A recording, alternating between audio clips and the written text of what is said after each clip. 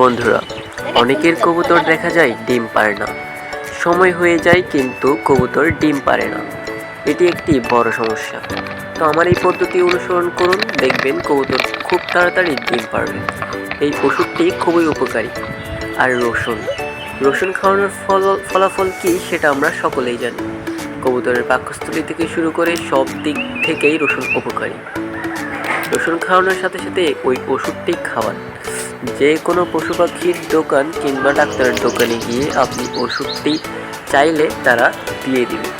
ওষুধটি খাওয়ালে কবুতর খুব তাড়াতাড়ি ডিম পারে। আর রসুন পাশাপাশি যদি আপনি রসুন খাওয়ান তাহলে কবুতরের পাকস্থলী ঠিক থাকে।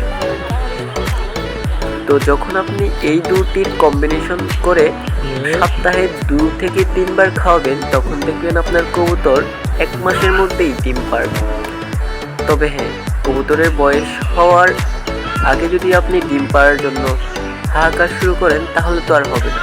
অবশ্যই কবুতরটির বয়স হতে হবে। আর কবুতরটি আসলেই নরমালি ঠিক আছে নাকি ঠিক নেই সেই বিষয়ে আপনাকে প্রচণ্ড পরিমাণে খেয়াল রাখতে হবে। দেখুন, এত সব করে কোনো লাভ হবে না যদি আপনার কবুতরের নরমালি ঠিক না থাকে। যদি কবুতর 2টি নর হয় তাহলে আপনার কবুতর কীভাবে ডিম পারবে? তো আগে এই বিষয়টি কনফার্ম করুন। তো আজকের মতো আল্লাহ হাফেজ, ভালো থাকুন, সুস্থ থাকুন আর চ্যানেলটি সাবস্ক্রাইব করে পাশে থাকুন।